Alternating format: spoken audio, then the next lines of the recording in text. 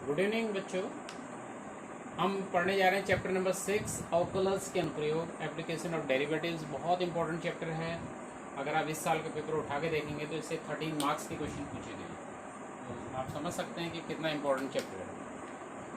13 marks के question पूछे गए हैं इस साल का। अगर आप पेपर उठा के देखेंगे, एक 1 मार्क का क्वेश्चन आया था और एक 2 मार्क्स का क्वेश्चन आया है, एक 4 मार्क्स का क्वेश्चन आया और एक 6 मार्क्स का क्वेश्चन आया। तो इससे 4 क्वेश्चन इस बार पूछे गए हैं।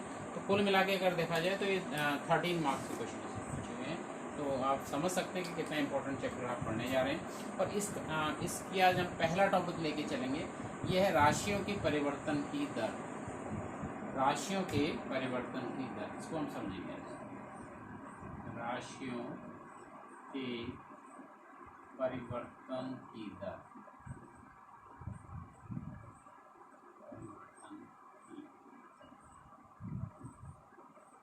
राशियों के परिवर्तन की दर, rate of change of quantities. Rate of change of quantities.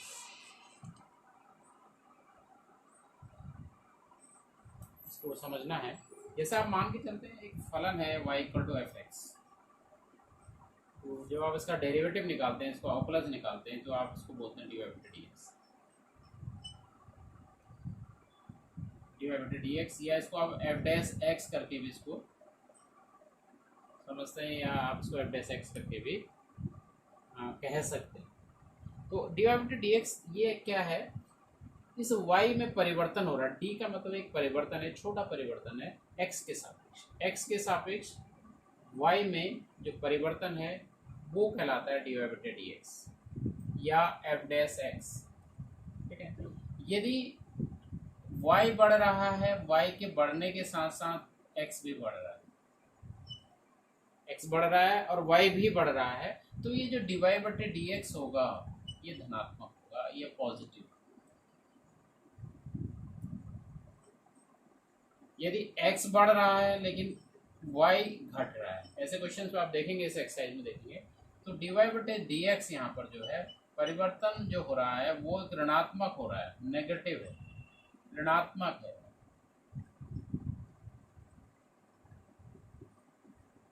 तो इसको हमें समझना है। इस प्रकार के क्वेश्चन हम देखेंगे इस एक्सरसाइज में। तो स्टार्ट करेंगे एक्सरसाइज 6.1। एक्सरसाइज 6.1 क्वेश्चन नंबर 1 का फर्स्ट पार्ट जो है, क्वेश्चन ये है कि वृत्त के क्षेत्रफल के परिवर्तन की दर इसकी त्रिज्या के सापेक्ष कर दीजिए। यहाँ पर भी आपको समझना है कि किसके सापेक्ष आपको निकालना है। तो त्रिज्या के सापेक्ष वृत्त के क्षेत्रफल के परिवर्तन की दर निकालनी है। आर की वैल्यू दे रखी है 3 सेकंड। तो वृत्त का जो क्षेत्रफल होता है, वृत्त का क्षेत्र, आप जानते हैं वृत्त का क्षेत्रफल को हम ए से यहाँ पर डिनोट कर रहे हैं। तो ए जो होता है पाई आर स्क्वायर। आर वृत्त की यदि त्रिज्या है तो वृत्त का क्षेत्रफल ए जो होता है वो पाई आर स्क्वायर होता है। अब यहाँ पर त्रिज्या के सापेक्ष आप इसको, त्रिज्या आर है, त्रिज्या क्या है? आर है। तो आर के सापेक्ष का डिफरेंशिएट करेंगे। तो डिफरेंशिएट करेंगे इसको विद रेस्पेक्ट टू आर। तो D A upon D R करके निकलेगा। इसको डिफरेंशिएट करना आर के सापेक्ष।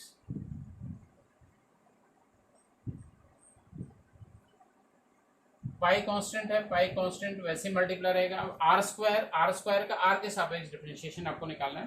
तो घात आगे से मल्टीप्लाई हो जाती है, एक घात कम हो जाती है, ये आगे 2r। हमें क्या निकालना है? हमें D A upon D R की वैल्यू निकालनी है। और कब निकालनी है? जब आर का मान 3 से। तो कहने का मतलब है आर की जगह 3 यहाँ पर रख दीजिए। तो 5 इंटू 2 इंटू 3, 3 2 जा 6। अब इसकी यूनिट क्या होती है? यूनिट भी आपको लिखना पड़ेगा। तो यूनिट के लिए डी ए की बात कर रहे हैं, क्योंकि आर हम सेंटीमीटर में ले रहे हैं, तो डी ए जो आएगा स्क्वायर सेंटीमीटर में आएगा, वर्ग सेंटीमीटर में आएगा। तो स्क्वायर सेंटीमीटर और डी आर सेंटीमीटर। तो काट के नहीं लिखना है, तो इसको इसी ढंग से लिखा जाता है। तो यहाँ पर वृत्त के क्षेत्रफल परिवर्तन की जो दर है त्रिज्या के सापेक्ष वो आ जाएगी 6 सेंटीमीटर स्क्वायर पर सेंटीमीटर। ये था इसका first part. Second question exercise 6.1 का, एक घन का आयतन 8 सेंटीमीटर क्यूब प्रति सेकंड की दर से बढ़ रहा है। तो आपको ये भी देखना 8 सेंटीमीटर क्यूब प्रति सेकंड का मतलब टाइम के सापेक्ष इसको लिया गया है, समय के सापेक्ष लिया गया, टी के सापेक्ष लिया गया है। पृष्ठ क्षेत्रफल किस दर से बढ़ रहा है जबकि इसके किनारे की लंबाई 12 सेंटीमीटर है। तो यहाँ पर भी पृष्ठ क्षेत्रफल को भी आपको समय के ही सापेक्ष आप लेंगे, जब कुछ नहीं दिया होगा तो समय के ही सापेक्ष आपको लेना पड़ेगा। इसको सॉल्व करते देखिए, सबसे पहले हम घन का आयतन की मैं बात करता हूँ। घन का आयतन को v से अगर मैं डिनोट करूं और यदि मान लेते हैं x इसकी साइड है तो x क्यूब, घन का आयतन x क्यूब होगा। इसको t के सापेक्ष अवकलन करेंगे, differentiate with respect to t, तो इसका तो dv/dt हो गया।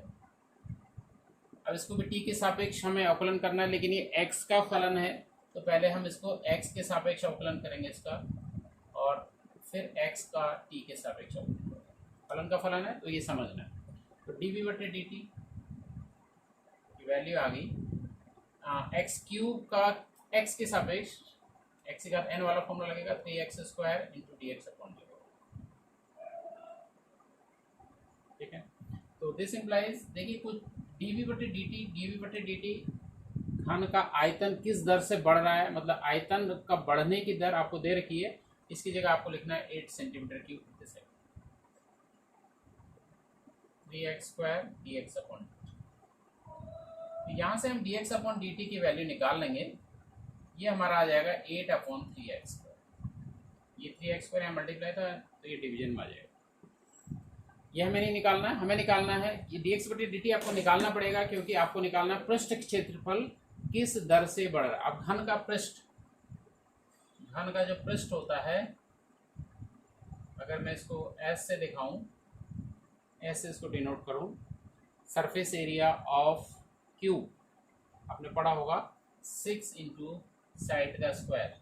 साइड अगर हम x लेके चल रहे हैं यहाँ पर, क्योंकि साइड हमने x ली है, तो 6x² होता है। तो इसको भी डिफ्रेंशिएट करेंगे विद रेस्पेक्ट टू, तो ds/dt हमें निकलेगा, यही हमें निकालना भी है।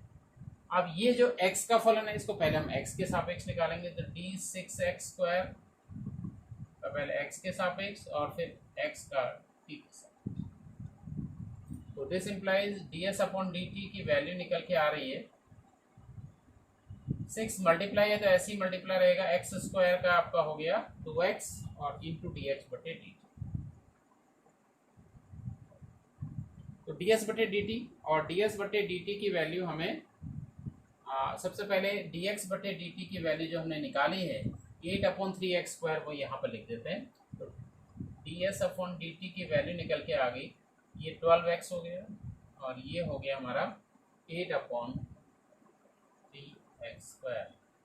तो एक x आप काट भी सकते हैं यहाँ पर और 3 से इसको 4 टाइम्स काट सकते हैं, तो ये आएगा 32/x, 32/8 और x आपको दे रखा कब पृष्ठ क्षेत्रफल की दर किस दर से बढ़ रहा है जबकि इसकी किनारे की लंबाई 12 सेंटीमीटर। तो x का जो मान दिया है 12 सेंटीमीटर पर ds/dt की वैल्यू निकालनी, x बराबर 12, तो 32/12। अब फिर से समझना है इसका, तो काट लेते हैं पहले, 4 से इसको काटेंगे, 4 8 जा 32, 4 जा 8/3 यूनिट लिखनी होती है। तो ds, क्योंकि s को मैं क्या कहते हैं, x को मैं सेंटीमीटर में लिख रहा हूँ, s जो है पृष्ठ है तो पृष्ठ स्क्वायर सेंटीमीटर में आ जाएगा और टाइम जो जाएगा सेकंड में आ जाएगा, तो square centimetre upon second, 8/3 square centimetre upon पर सेकंड। 7वां क्वेश्चन, एक आयत की लंबाई x 5 सेंटीमीटर प्रति मिनट की दर से घट रही है, ध्यान दीजिएगा घट रही है, और उसकी चौड़ाई y 4 सेंटीमीटर प्रति मिनट की दर से बढ़ रही है। तो x बराबर 8 सेंटीमीटर और y बराबर 6 सेंटीमीटर पर आपको ज्ञात करना है परिमाप में क्या परिवर्तन होगा, परिमाप में परिवर्तन की दर आपको निकालनी है। और दूसरी चीज क्षेत्रफल परिवर्तन की दर आपको निकालनी है। तो आयत की लंबाई x दी हुई है, ठीक है, तो और आयत की लंबाई जो x है वो किस ढंग से आपको ये दे रखा है कि 5 सेंटीमीटर प्रति मिनट की दर से जो आयत की लंबाई है जो कि x मैंने लेके चला ये घट रही है, तो घट रही है तो उसको आपको ऋणात्मक लेना पड़ेगा। और दूसरा जो चौड़ाई y है ये समय के साथ बढ़ रही है और ये 4 सेंटीमीटर प्रति मिनट की दर से बढ़ रही है, इसको आप लेंगे धनात्मक। ये आपको दिया हुआ है प्रश्न में प्रश्नानुसार। ये सबसे पहले आपको समझना है, घट रही है तो ऋणात्मक लिखना है, बढ़ रही है तो उसको धनात्मक लिखना है। तो सबसे पहले परिमाप में परिवर्तन की दर आपको निकालनी है। तो आयत का परिमाप आप लिखेंगे, आयत का परिमाप, लंबाई हम ले रहे हैं x और चौड़ाई हम ले रहे हैं y। यदि लंबाई किसी आयत की x है और चौड़ाई y है तो आयत का जो परिमाप होता है ट्वाइस x प्लस वाई, ये आप जानते हैं। और आयत के परिमाप पेरीमीटर, इसको आप बोलते हैं, इसको p से मैं डिनोट कर लेता हूँ। तो p का जो मान है वो ट्वाइस x प्लस वाई है। तो दिस इम्प्लाइज आपको dp अपॉन dt निकालना, आपको इसको t के सापेक्ष डिफ्रेंशिएट कर देना है, differentiate with respect to t। तो इसका हो जाएगा dp अपॉन dt और ये 2 ऐसे ही मल्टीप्लाई रहेगा और x का हो जाएगा dx अपॉन dt और y का हो जाएगा dy अपॉन dt। आप dx अपॉन dt और dy अपॉन dt का मान यहाँ से लिख सकते हैं यहाँ पे, क्योंकि यहाँ पर x और y का कोई पद नहीं आ रहा है तो इसकी ज़रूरत यहाँ पर नहीं पड़ रही है।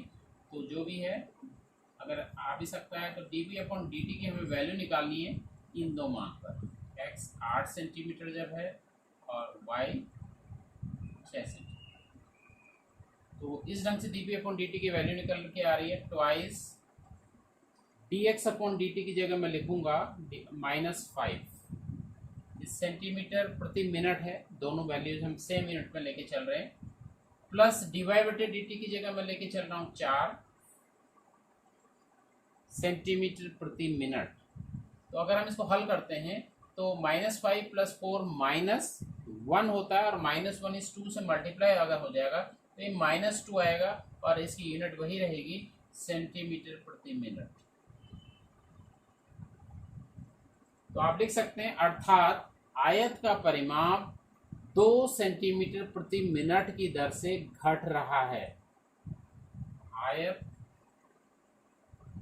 का परिमाप 2 सेंटीमीटर प्रति मिनट की दर से घट रहा है, क्योंकि ऋण चिन्ह आ रहा है तो ऋण चिन्ह आने की वजह से मैं इसको घट रहा है लिख रहा हूं। तो इसका पहला पार्ट है। अब दूसरा पार्ट है क्षेत्रफल परिवर्तन की दर आपको निकालनी है। तो आयत का क्षेत्रफल, आयत का क्षेत्रफल, आयत का क्षेत्रफल ये जो है वो होता है लंबाई गुणा चौड़ाई, ये आप जानते हैं, लंबाई गुणा चौड़ाई, लंबाई और चौड़ाई x और y है तो x इंटू वाई। इसको हम डिफ्रेंशिएट करेंगे विद रेस्पेक्ट टू t। तो dA अपॉन dt मेरा निकल के आएगा, हमारा निकल के आएगा। देखिए दो फलनों का गुणा है, दो फलनों का गुणा है, तो गुणनफल नियम से करेंगे इसको।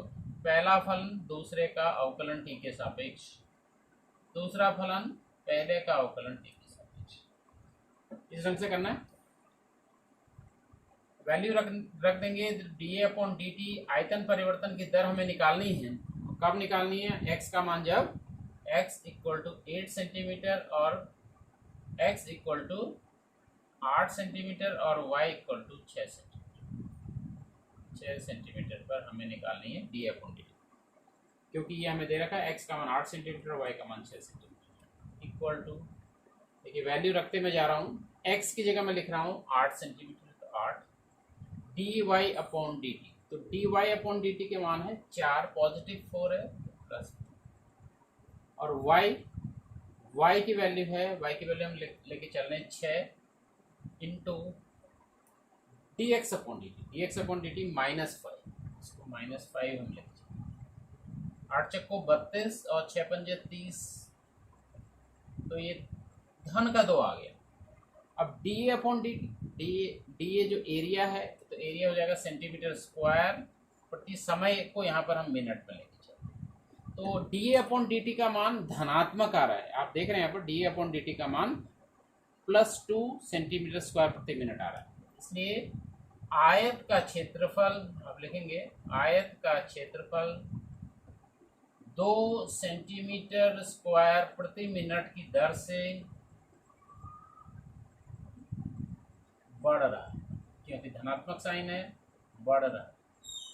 तो इस प्रकार से चिन्ह ये डिसाइड करेगा कि वो बढ़ रहा है या घट रहा है। जैसे परिमाप पर ऋण चिन्ह आ रहा था तो घट रहा है हमने लिखा, और क्षेत्रफल में धन चिन्ह आ रहा है तो हमने उसको बढ़ रहा है लिखा। तो इस प्रकार से इस क्वेश्चन को करना। तो आज के लिए इतना ही। अगले लेक्चर में हम इस एक्सरसाइज को आगे बढ़ाएंगे। Thank you very much.